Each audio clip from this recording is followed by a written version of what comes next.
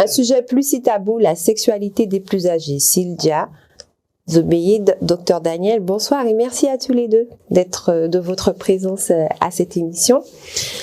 Sans tabou et la sexualité des seniors, hein, on en parle ou on n'en parle pas? Faut-il en parler de la sexualité des seniors, Dr Daniel?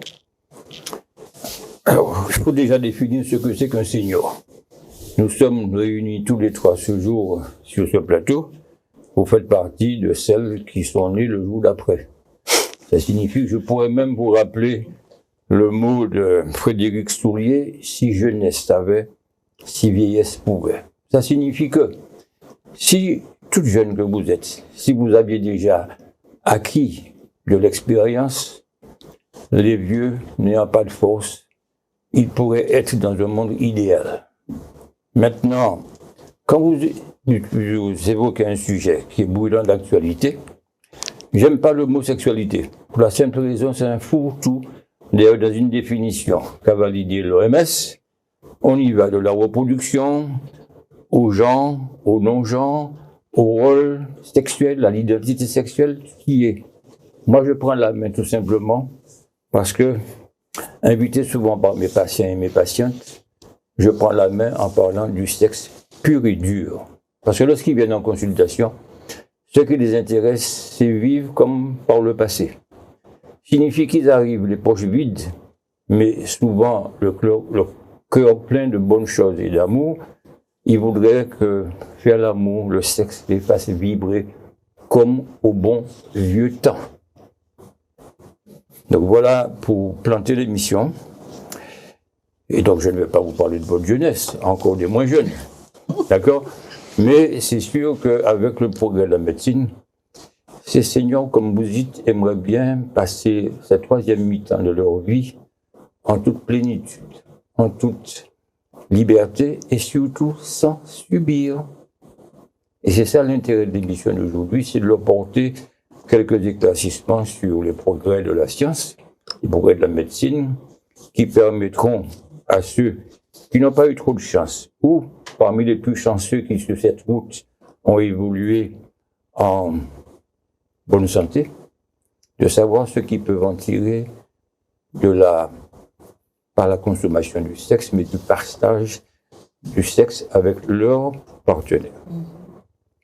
Est-ce que l'on est toujours dans le stéréotype, les croyances, et parce qu'on est vieux, on ne fait plus l'amour, parce que le corps est tout ridé, on ne fait plus l'amour, ou peut-être j'avais entendu une blague et dans une émission, un monsieur parlait de sexualité où il disait qu'il est fou amoureux.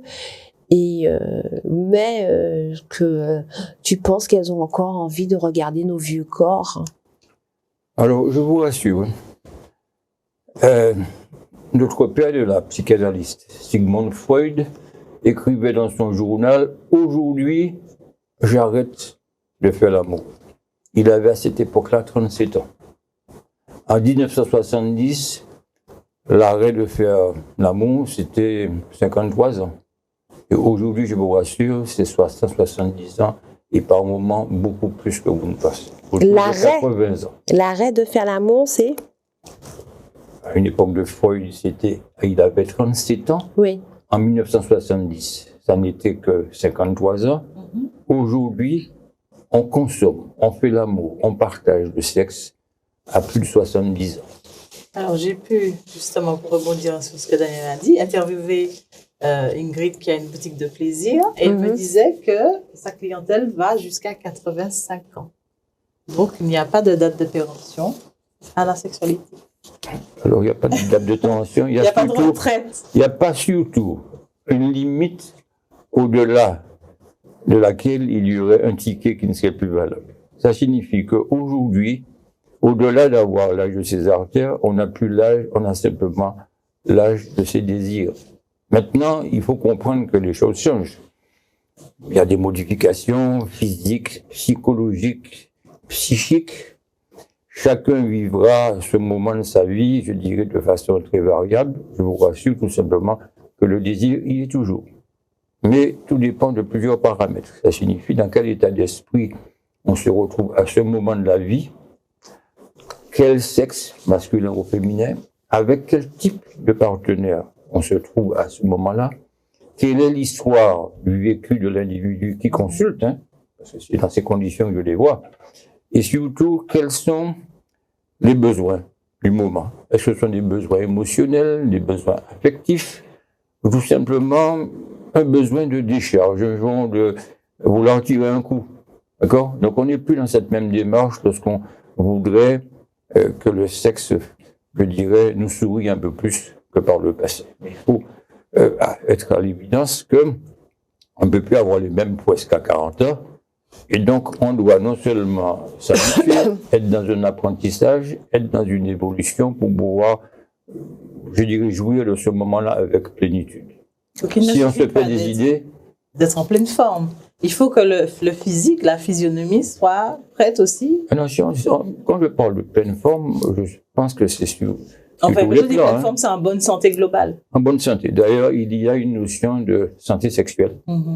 Qui n'est pas uniquement une histoire de passer au lit. On est globalement dans un rapport à pouvoir, sur ce plan-là, exécuter. Exécuter parce que c'est comme un effort. C'est comme faire un semi-marathon ou monter un escalier 4x4. Donc, lorsqu'ils viennent en consultation, ils ont un âge. D'ailleurs, avant de s'asseoir, ils me disent, écoutez, docteur, je vous préviens, nous venons pour parler de nous. Ne nous dites surtout pas qu'il s'agit de l'âge. Ça signifie que je suis planté. Si je devais leur dire à votre âge, etc., je balaye et je renvoie ça aux oubliettes. Par contre, ils veulent être informés sur ce qu'ils sont. Et je voudrais être informé de voir ce qu'ils désirent. Parce qu'ils sont dans un rapport de désir. Par moments, ce sont des fantasmes. Il ne faut pas se tromper sur le sujet. Donc, je pense que sur ce plan de mélanger, par exemple, des histoires de sentiments amoureux, etc., non, c'est à l'étage porte gauche, au numéro 69, parce que c'est ce qu'on utilise dans un congrès. Lorsqu'on parle de sexualité, on parle de tout. Donc, ce soir, qu'est-ce qu'on peut leur dire lorsqu'ils vont vouloir utiliser leur sexe, au masculin ou au féminin? Qu'est-ce qui leur arrive? Comment on peut contourner quelques déboires pour qu'ils partent heureux en ayant la joie au cœur? Alors donc, on a bien compris que la vie sexuelle ne s'arrête pas à 60 ans.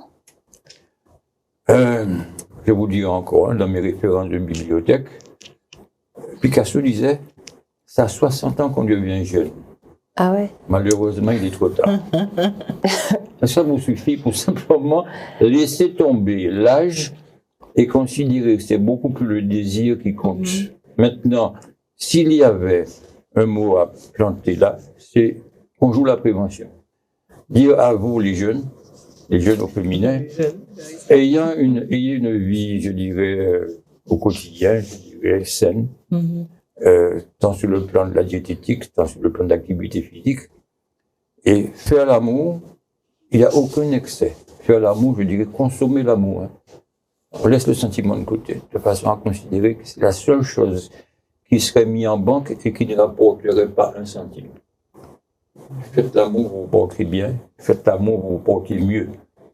D'ailleurs, c'est pas compliqué. Au masculin, ceux qui répétitivement fonctionnent bien, ils iront de mieux en mieux. Par contre, ceux et celles qui fonctionnent épisodiquement, bien malement, ou pas du tout, ils vont arrêter de faire l'amour ou ils vont aller le mal en pis.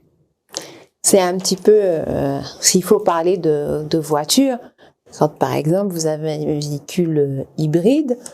C'est dénaturé, parce que c'est dépolitisé. C'est dépolitisé à l'extrême. Mais non, mais c'est ma manière à moi de dire qu'il ne faut pas s'arrêter. C'est pas politique.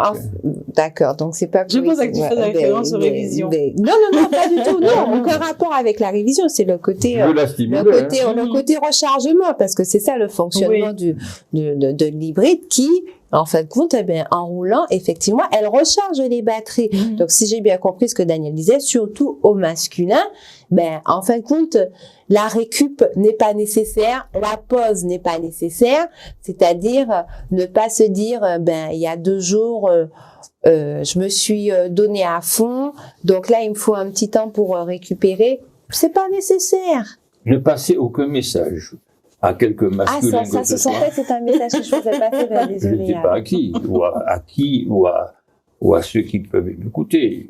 À celles qui vous écoutent, c'est le même principe. Ça signifie qu'à la limite, en dehors de la pile Wonder qui ne s'use que si on s'en sert, plus vous utilisez votre sexe, votre organe ou votre sentiment de l'avoir, je dirais, dans un rapport beaucoup plus précieux que vous ne l'imaginez, par le porcelaine, vous avez compris. Et il faut fonctionner.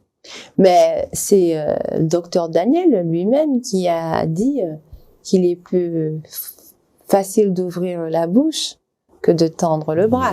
Non, ce n'est pas mes propos, mais moi je comprends que vous puissiez l'avoir intégré. D'accord?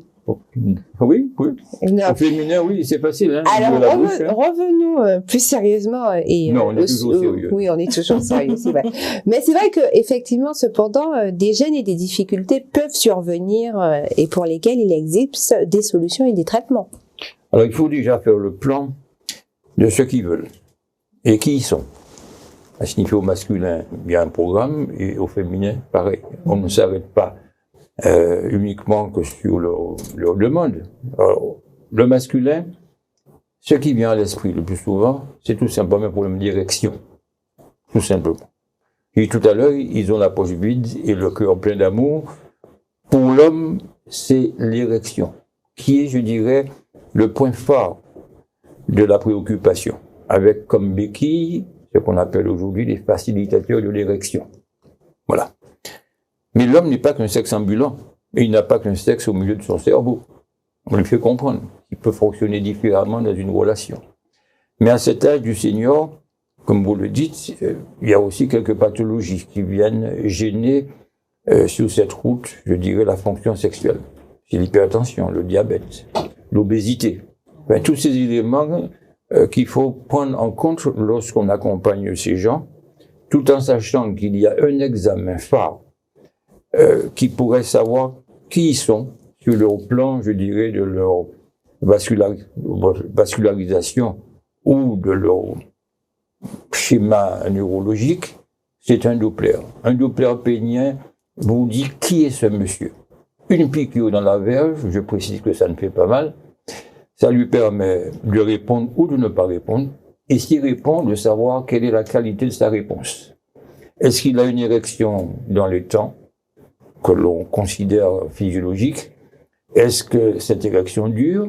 Est-ce que la verge se vide? Je vous rappelle que c'est une éponge qui se gorge de sang et qu'à un moment donné, les muscles, tous les éléments qui retiennent ce sang qui est arrivé au bout du pénis, qui repart, c'est que les valves qui étaient destinées pour ce faire ne fonctionnent plus.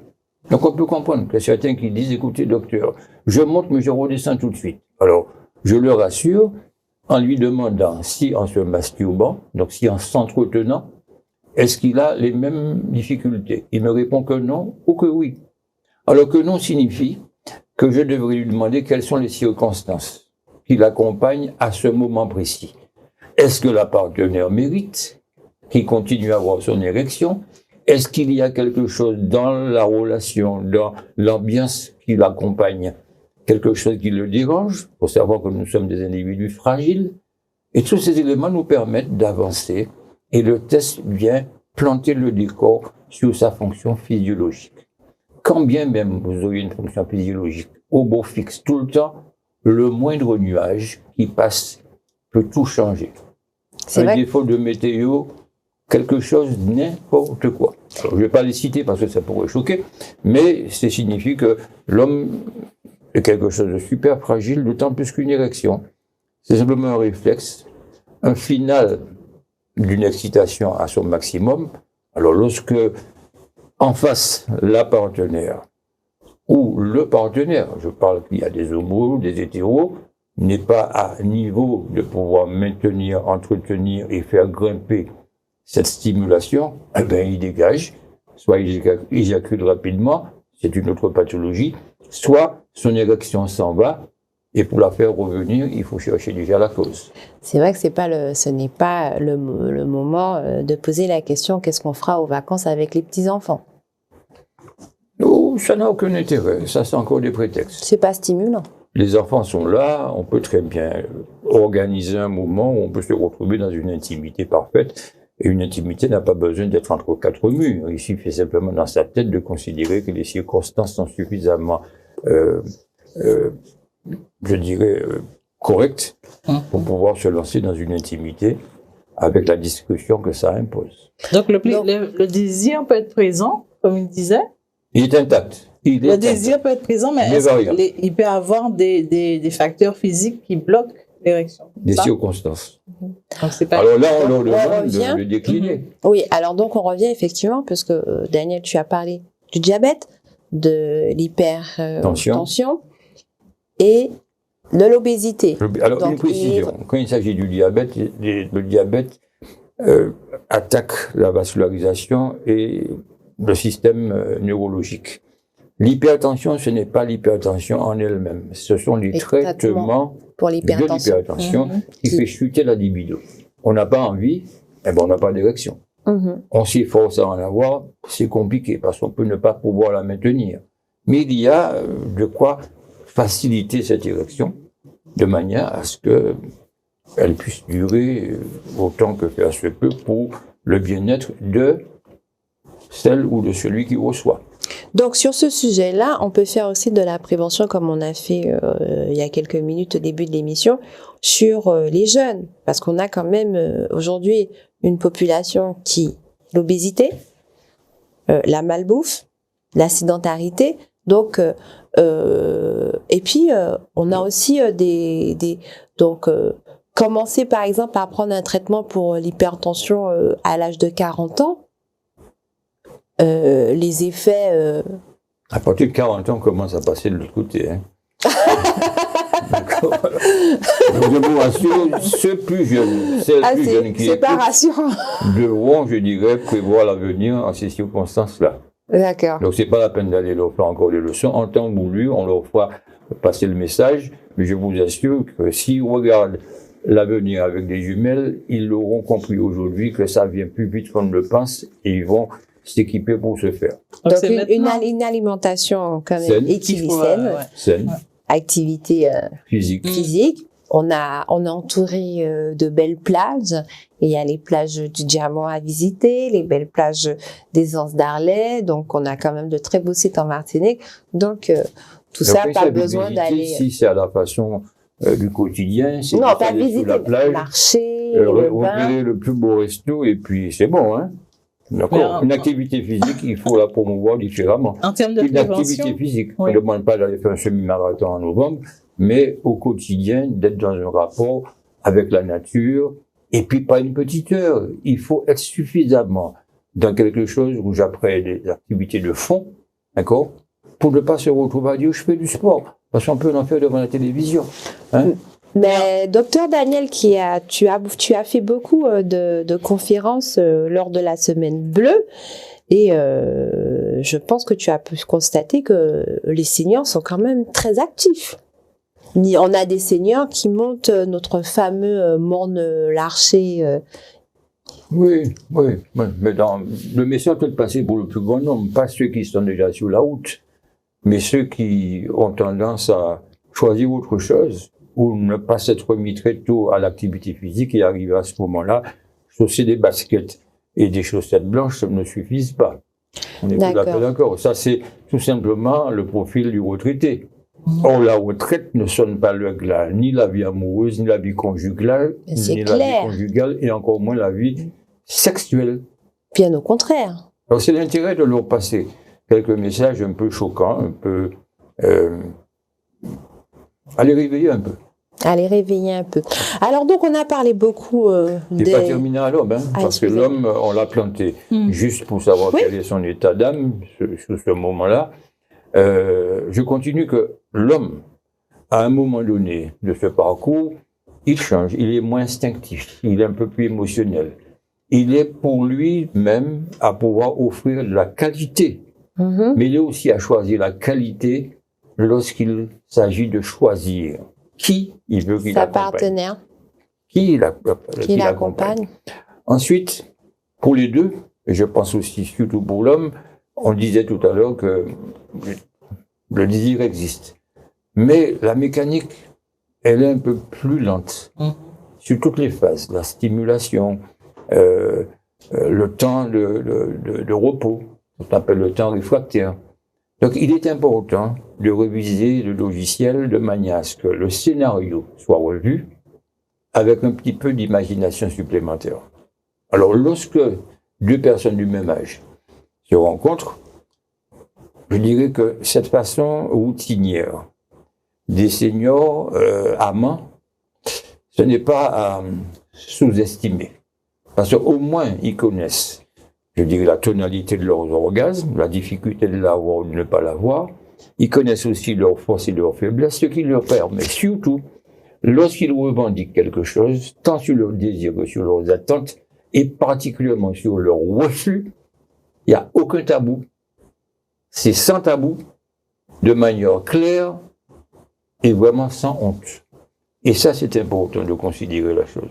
Et quand les gens se connaissent, eh ben, à la limite, ils n'ont pas de difficulté à se coltiner dans leurs petites habitudes parce qu'ils ont confiance l'une en l'autre et très rapidement, ça rematch, pour reprendre un terme commun aux plus jeunes, et ils n'ont aucune difficulté à recomposer dans leur situation.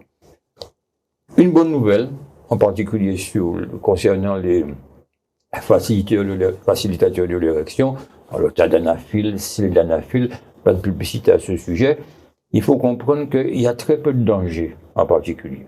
Alors si on fait peur, c'est pourquoi les gens n'achètent pas ces produits, je dirais en contrebande. Il n'y a pas de jeu de mots, mais vous avez compris, parce qu'on ne sait jamais ce qu'il y a dedans, et quand ça ne marche pas, ils n'ont pas à vouloir nous accuser, nous, jette médicale, mais on ne sait pas ce qu'il y a dans ces fameux produits. Donc pas de grosses difficultés, sauf pour ceux qui sont dans des situations de cardiovasculaires graves. Voilà, c'est ce qui est important. Alors la dernière chose concernant ces traitements, ça peut être pris tous les jours, ça peut être pris en faisant attention aux doses, et plus la dose est élevée, plus les effets indésirables sont présents. Et par moments mal supportés. Donc feu vert pour ceux qui voudraient, je dirais, en tant que petit zip, en tant qu'accompagnateur, juste pour être sûr que ça va marcher. Il y a encore quelques détails qu'on ne peut pas donner là sur le plateau, parce que ça impose qu'on le fasse à la carte pour le profil bien désigné, mais il y a tout pour permettre à qui veut, et dans les circonstances qu'il va décrire, trouver la stratégie qui s'impose pour pouvoir assumer. Et là, on va passer un petit peu là maintenant au féminin. Alors, oui. Donc cette fameuse étape de la ménopause. Donc je tiens quand même à le dire que la ménopause ne signe ni l'arrêt du désir ni celui des relations sexuelles, mais c'est vrai que il y a les bouleversements hormonaux et pareil pour messieurs, il y a des solutions, il y a des traitements. Alors, si on lit la phrase, le masculin n'a pas de ménopause. Hein. Non, j'ai dit non, mais non. Dans son enchaînement. Non, mais j'ai bien dit, mais j'ai parlé de la ménopause. Oui, quand on parle ne de pas la comparer, ménopause, ne pas comparer. Parce que chez l'homme, ça n'a rien à voir. C'est ce que l'andropause, mais ça confine le plus tard possible à la vieillesse, mais bien avancée. La ménopause est un état physiologique, l'andropause plus jeune, c'est un état pathologique. D'accord. Ménopause, pour la femme, c'est un moment incontournable de son parcours de vie. Incontournable. Toutes, elles vont passer par ce moment-là. Par ce rond-point, ce qu'on veut pour l'imager, c'est le point crucial, avec bien sûr le déficit hormonal qui disparaît. Alors, il y a des problèmes physiques, il y a des problèmes psychologiques, mais et surtout sur l'estime de soi. Et ça pose problème.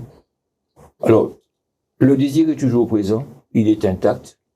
Il y a un élément particulier, ménopause ou pas, tout dépend de la façon dont cette femme s'est investie par le passé dans sa jeunesse, aussi bien physiquement, psychologiquement et surtout sexuellement. Quand on apprend à monter à bicyclette plus jeune, on n'oublie pas. Donc celle qui décide à 60 ans de revoir le programme et dire « Mais docteur, je n'ai jamais joui de ma vie », difficile.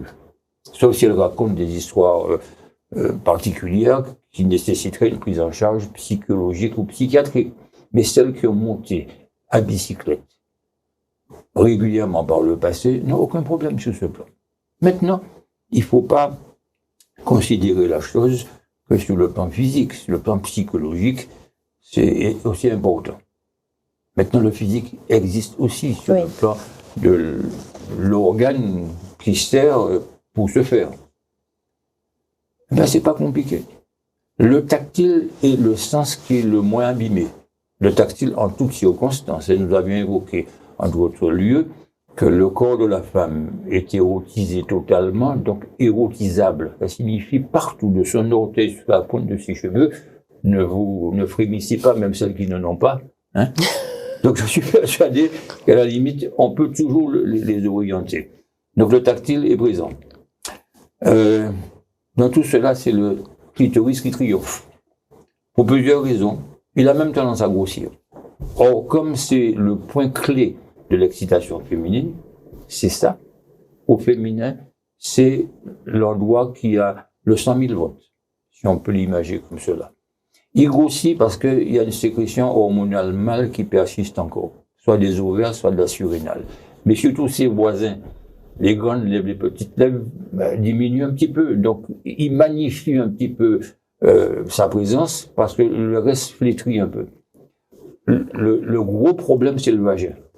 Le vagin s'atrophie, le vagin flétrit, il est sec, il est par moments douloureux. Mm-hmm. C'est lui qui nous pose problème. Mais nous avons de quoi l'alimenter par des crèmes anti-sécheresse. Et puis, le conseil encore, ce serait de dire, plus ça fonctionne, mieux c'est. Et dans ces conditions, comment fonctionner? Soit en faisant l'amour, en continuant à le faire, ou en se masturbant. Alors, les crèmes viennent aménager la situation au début, lorsqu'il y a un inconfort, mais là encore, il faut continuer à faire l'amour. Surtout que, je peux dire, le sperme est considéré comme la crème de beauté du vagin. Et c'est pas difficile à l'avoir, c'est du consommateur au producteur, et dans ces conditions, ça ne pose pas de problème. Donc, c'est le point clé des difficultés. Et quand ce vagin pose problème, irritation, brûlure, eh ben, ça demande à arrêter tout contact sexuel et surtout difficile de recommencer. Alors, pour revenir sur la ménopause, donc je vais faire un petit retour en arrière. Les premiers signes de la ménopause. L'arrêt des règles. À partir de quel âge? À tout âge. Parce que à 30 ans, on peut avoir, on ne va pas parler de ménopause, on parlait d'insuffisance ovarienne. Mm-hmm. Maintenant, il faut compter, en gros, 50-55 ans. À partir de 55 ans, pratiquement toutes les femmes ont arrêté de fonctionner. Sur le plan ovarien. Maintenant, le physique peut jouer, on peut se tromper. Et c'est l'occasion de faire de beaux compliments à celles qui ont abordé la cinquantaine avec pourquoi souriez-vous? Vous vous sentez concerné? Mais je vous assure que c'est vrai. Et c'est un compliment que je vous offre, madame. Merci, Daniel. Vous êtes invité à recevoir mes vœux d'anniversaire. Merci beaucoup. Bon. Donc, psychologiquement, c'est aussi un problème. Mais à cet âge-là, vous savez que l'homme est différent de la femme. L'homme, lorsqu'il arrive dans ce moment de la vie, le démon de midi, il va se lancer. Ça passe par la case sexe. Il va se lancer dans de nouvelles aventures pour essayer de retrouver jeunesse, performance. Il se lance dans des aventures. Je plante bien le mot, entre guillemets, aventure, parce qu'il ne sait pas s'il va retrouver encore les mêmes emmerdements. Vous suivez mon regard? Mm-hmm. Au féminin, c'est différent. Le moment crucial de sa vie passe par une case psychologique. Et elles disent, lorsqu'on les interroge, en toute âme et conscience, ce qu'elles veulent, c'est avancer, changer et agir. Elles préfèrent partir légère, sans s'encombrer avec ce qui les a emmerdés par le passé. Et dans une nouvelle relation, lorsqu'elles découvrent, je dirais, une effervescence, qui soit émotionnelle, amoureuse, voire charnelle, elles passent pas beaucoup de temps à décider à passer à l'acte, n'est-ce pas? Et lorsqu'elles vous racontent leurs histoires, en fermant les yeux, elles disent que je n'ai jamais connu ça aussi meilleur qu'avant. Vous voyez? Alors ça, c'est le côté féminin, provocateur, cassant dans sa façon d'être. Mais voilà ce qui se présente. Pour les deux, le logiciel a changé. Le logiciel n'est plus à estimer qu'il fallait considérer un homme comme un bon coup parce qu'il peut rester longtemps, il peut recommencer souvent. L'orgasme n'est pas obligatoire à chaque relation sexuelle. Et la pénétration n'est pas un moment incontournable de l'acte. Alors, c'est là qu'on invite souvent les hommes qui estiment qu'il faut assumer pour les faire succomber, de bien se calmer. C'est-à-dire de, je dirais, préférer évoluer dans des comportements du genre ne pas jouer le marteau-piqueur. Ça ne sert strictement à rien. Parce qu'en face, sauf si ils sont accompagnés de plus jeunes, lorsqu'ils sont accompagnés de quelqu'un de la cinquantaine, il faut savoir que le vagin, c'est lui qui en prend plein. Et qui doit être, je dirais, soulagé par le médecin professionnel, en la circonstance, mais aussi par une stimulation, un prolongement des préliminaires, ce qui permet au diesel, puisque vous parlez de voiture, de se remettre en charge sans aucune difficulté. Ça, c'est important de considérer ce moment, je dirais, de tendresse à prolonger. Donc, on a bien compris des bienfaits de la sexualité, peu importe de l'âge. Nous n'avons pas encore terminé sur les bienfaits. Ah non, mais je n'ai pas dit que c'était fini. Juste simplement au début. Non, je faisais juste déjà un petit résumé de ce que... Non, elle est toujours ouverte, la porte. Je vous permets d'entrer sans frapper sur le coup. Et donc, voilà, donc je reviens à ma petite phrase que j'aime. La vie sexuelle ne s'arrête pas à 60 ans. Et oui, l'amour n'a pas d'âge. C'est bon de faire l'amour, hein. C'est bon d'avoir une sexualité épanouie. Ben là, certaines personnes vont se poser la question, mais c'est quoi ou comment faire pour avoir quoi? Ah oui, on nous a posé la question. On nous a posé la question comment avoir une sexualité épanouie. Alors, je ne sais pas si c'est comment avoir ou si c'était les clés d'une sexualité épanouie. Ça pose problème. On prend un couple, et quand ils nous posent la question, moi je choisirais de leur conseiller plus la proximité que la fusion. Quand ils sont proches, et pas fusionnels, fusion signifie emmerdement. Fusion est destructeur par moment. Moi je préfère leur dire, vous savez, il faut être suffisamment éloigné pour créer le manque, et suffisamment proche pour séduire et se faire séduire. Par contre, il faut quand même avoir, je veux dire, un fond intérieur de liberté émotionnelle. Mais ça ne peut se développer que dans un rapport de confiance. Mais d'abord, confiance en soi, et ensuite avoir confiance en l'autre.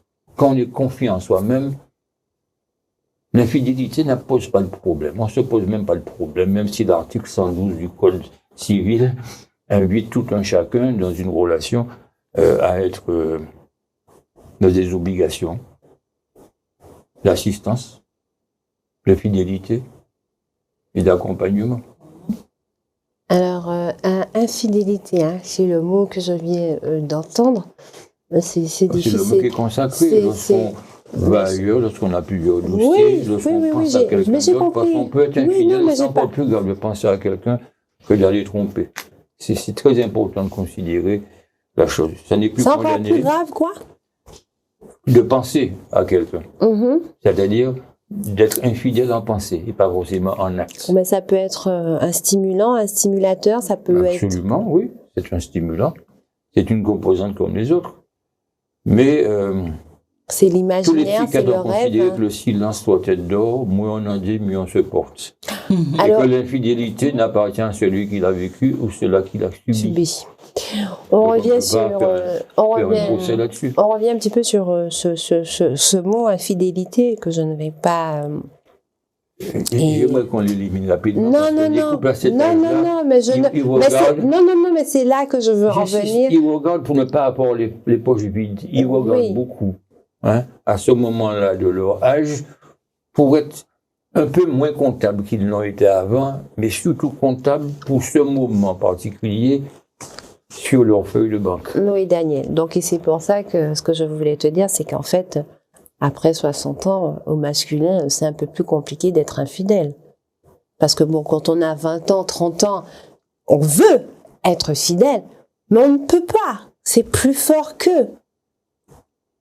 Mais par contre, arrivé à 60 ans, là, c'est un petit peu le contraire. On voudrait être infidèle. La pareil, chasse est différemment ouverte. La chasse est différemment ouverte. Alors, entre guillemets, le gibier est différent. Et c'est pas toujours évident. Ouais, on est provocateur par moment. Non, mais et je ne veux pas être ni cassant, ni il non a plus fait être rougir. orgueilleux. Et pour une fois, je crois que là, il est déstabilisé. Non, parce que ça me rappelle quelques souvenirs, ou quelques actualités, et mon émotion me montre aux oreilles, c'est tout. C'est tout, voilà. En même temps, à 60 ans, il y a les dîners dansants, il y a les sorties en association, Oui, il y a tous les sujets à rencontre. Ce Tu sont vois, des et aménagements on se pour dit, personnes ben, de on troisième s'abonne. âge. On ne va pas dans les mêmes déjeuners dansants, moi, je vous dis. Mais tu n'as pas 60 ans. Alors, je vais Clarissa. ajouter que les conseils qu'on peut passer, à un moment donné où on se retrouve à ce que l'érection est défaillante, même si on a de quoi le soutenir, et que la sécheresse est plutôt au rendez-vous, et que ça mouille beaucoup moins qu'auparavant, mais de passer à autre chose. Prolonger les préliminaires, c'est une chose, mais pour faire plaisir à Lydia qui est coach, de penser à un érotisme un petit peu plus spirituel. C'est-à-dire l'art de faire l'amour, je dirais, à l'oriental. Avec les câlinous, les baisers. Je répète que le tactile demeure et une caresse, c'est un dialogue, n'est-ce pas? Mhm. On peut, en cunilingus, en fellation, se retrouver avec une multitude à l'infini de sources de volupté et ça coûte pas cher. Ça, c'est les personnes qui sont en couple. Mais toutes les personnes qui sont isolées, justement, par rapport à cette avancée en âge, qui se retrouvent seules, oui, mais on va qui pas n'ont aller plus pas. envie d'aller vers l'autre. On ne va pas aller à l'EHPAD, là, c'est un autre sujet. Je parle encore des gens qui sont valides. Ça signifie qu'ils se posent la question. Donc, en venant aux consultations, la mienne comme la vôtre, ils doivent avoir ces conseils-là. Ne pas rester planté, ne pas rester isolé. Oui. Aller vers l'autre. Surtout que le sexe, c'est un moyen supplémentaire. Non seulement de parvenir au plaisir, de parvenir, je dirais, à une certaine sérénité et à une certaine complicité émotionnelle. Et puis les plus chanceux d'entre vous, d'entre nous, ben, ils vont découvrir l'amour mystique. Le mystique, ça, c'est quand même une signification particulière. Et puis les autres vont se contenter d'une tendresse infinie. Donc il y en a pour tous les goûts. Ce matin, j'ai lu que quand on fait l'amour et que c'est bien fait, ça remet l'âme debout. L'âme de bout. Bon, debout. Debout. Si je suis à une dictée de la douane, je peux l'écrire comme je l'entends. Hein. Alors, l'âme de bout. Debout, hein. Non, debout. Avec un espace. Voilà, c'est bien ce que j'ai voulu dire pour qu'on se comprenne dans tout ce qu'on peut avoir d'humour. Donc, toujours on reste sur le même sujet, la sexualité des seniors. Et en tout cas, les seniors ne sont pas pour autant à l'abri des IST. Oui, c'est un sujet, on l'évoque aussi. Alors, la fidélité est peut-être un petit peu plus importante pour certains, d'autant plusieurs dossiers, parce qu'ils reviennent, je dirais, à imaginer que dans leur cours d'école de récréation, qui revoient des amis. Mais ce qui est important, c'est que le Seigneur se livre vraiment un peu plus. Ils sont clairs, ils sont plus dans... Non, il y en a à cacher. Ils sont dans un rapport, je dirais, de vrai, d'une vérité authentique. Voilà le mot que je cherchais.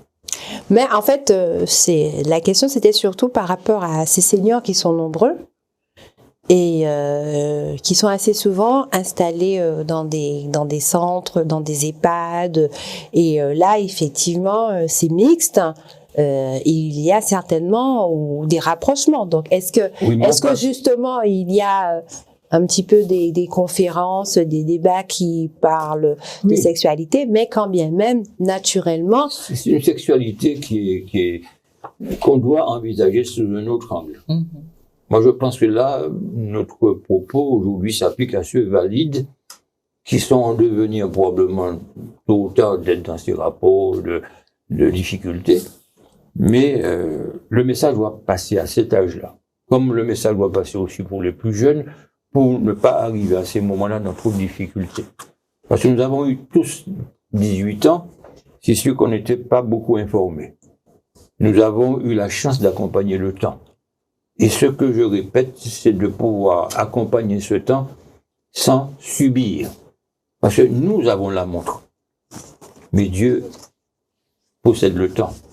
Et nous devons compter avec ça. Et il arrive un âge où tout semble urgent. C'est pour ça que je disais tout à l'heure qu'il faut se calmer. Il faut comprendre comment ça fonctionne. Il faut apprendre à accepter un certain nombre de limites pour ne pas justement faire autrement que de subir la vieillesse. Et cette vieillesse n'a aucun intérêt aujourd'hui parce que les progrès de la science, la prévention, toutes les informations qu'on porte aux uns et aux autres ont pour but de rassurer, de créer de l'espoir. Mais comme Carissa disait, il y a des personnes qui vivent en EHPAD. Oui. Il y a un article qui est sorti sur le Presse-Antilles qui disait que la population de la Martinique est vieillissante. Oui. Et quand on regarde les campagnes de prévention sur l'utilisation des préservatifs, qu'est-ce qu'on voit à la télé? Des jeunes. C'est toujours des jeunes. Il n'y a jeunes. pas de spot avec des D'ailleurs, personnes. la gratuité des préservatifs sont avancées en âge pour montrer vraiment comment le mettre. C'est difficile, c'est de la discrétion. Alors, donc, justement, du coup, certes, c'est difficile, mais, donc, il y a encore un tabou, quand même, parce que ça veut dire qu'on a encore, on renvoie encore cette image de se dire que papy et mamie ne font pas l'amour. Bien que je n'imagine pas ma grand-mère faire l'amour, mais bon. Oui, vous avez tort. Et à quel âge ta grand-mère? On va pas parler de son âge, elle est très avancée en âge, elle a plus l'âge pour ça. Lorsqu'elle vient me voir, elle me chante une autre histoire. C'est ça toute l'idée. Elle a 84 ans, ma grand-mère. Madame, s'il vous plaît, un jour, je me retrouve en radio et je reçois un message qui me disait « Docteur, si en mon temps, vous aviez existé, j'aurais été heureuse. » Et je montre à celle qui m'accompagnait sur le plateau, me dit « Ah bon, c'est pas mal. Ah, mais c'est ma mère. » Je lui dis « Mais ça signifie que lorsqu'on a séduit la mère, on peut séduire la fille. » Alors, sur cette route-là, il y a deux solutions. Oui. Soit c'est la résignation, et on se laisse aller tranquille, ça c'est pas bon. Ou la rébellion, mais une rébellion active. Ça signifie s'informer, bouger, avoir des contacts, être dans un rapport grégaire, et ne pas s'isoler. Alors si c'est un isolement physique, juste pour se recharger, mais psychologiquement, être présent et être dans un rapport d'échange avec l'autre, de façon à pouvoir garder, je dirais, cette émulation. C'est ce qui est important. Et quand je parlais de proximité tout à l'heure, il vaut mieux cette proximité. Pour de temps en temps partir, revenir, être dans un rapport rechargé pour pouvoir donner le meilleur de soi. Il faut s'informer, en fait. Il y a aussi cette tendance et l'utilisation de sextoys. Et effectivement, les seniors, de ce côté-là, n'ont pas, oui, voilà, c'est ce que je venais de dire, ils n'ont pas honte, en tout cas, de rentrer dans une boutique et choisir ouvertement.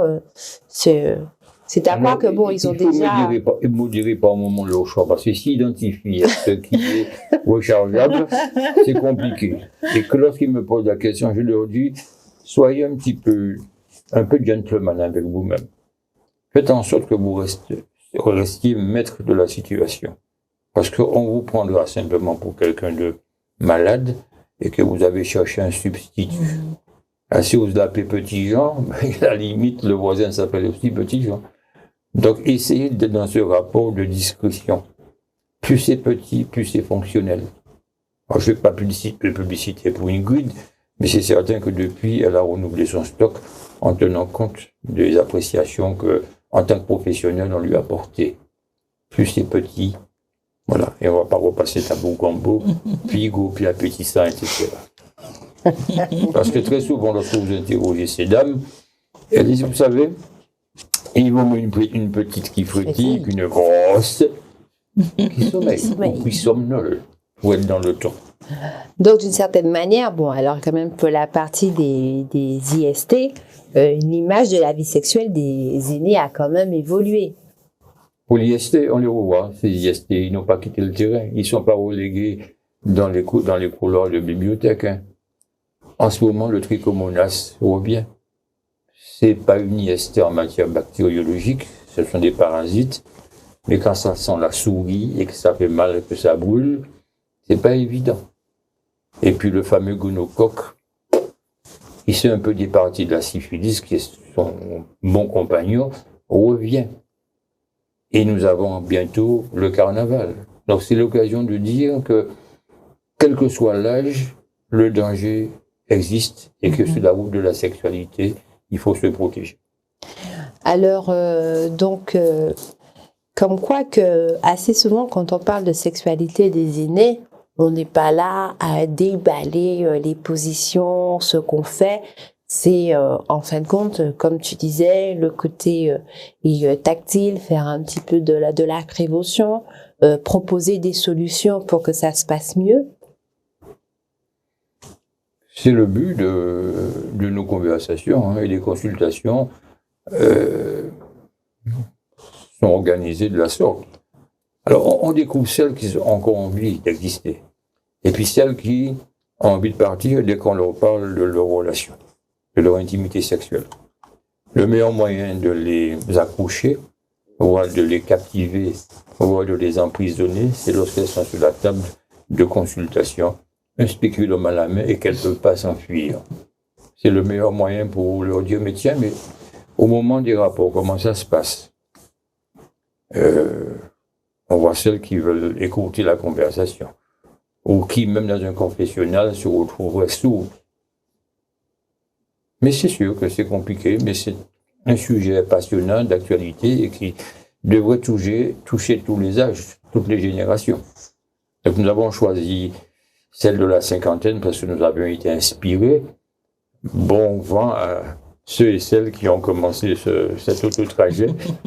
On les voit radieuses en ce jour, d'accord? Mais il faut se rappeler que si cette sexualité pourrait avoir l'âge de ses auteurs, le désir est une chose, les fantasmes une autre chose, et l'imagination et l'imaginaire, deux choses différentes. Et c'est ainsi que Dr Daniel conclut cette émission sans tabou sur la sexualité des seniors. Bien sûr, c'est un sujet où il y a encore beaucoup de choses à dire. On le reprendra sur d'autres chemins, puisque la route est longue et vous allez croiser des gens un peu plus avancés en âge, un peu plus jeunes. Et vous savez une chose, le vieux va lentement, mais il connaît le chemin. Sylvia, merci beaucoup. Merci pour cette nouvelle émission riche en renseignements et en enseignement aussi. Oui. Donc, comme quoi que la sexualité des seniors n'est plus un sujet si tabou et la sexualité, elle ne prend pas sa retraite, mais l'avantage quand on est à la retraite, on ne se soucie pas de savoir à quelle heure on doit se réveiller et à quelle heure pour aller travailler. En prononçant ces mots, vous allez regarder votre montre, je vous dis que nous avons la montre. Nous avons juste la montre. Dieu possède le temps. Ne laissez pas votre sexualité prendre une ride. Ah, pas mal. Merci encore et puis à très bientôt. C'était votre émission Sans Tabou. Au revoir.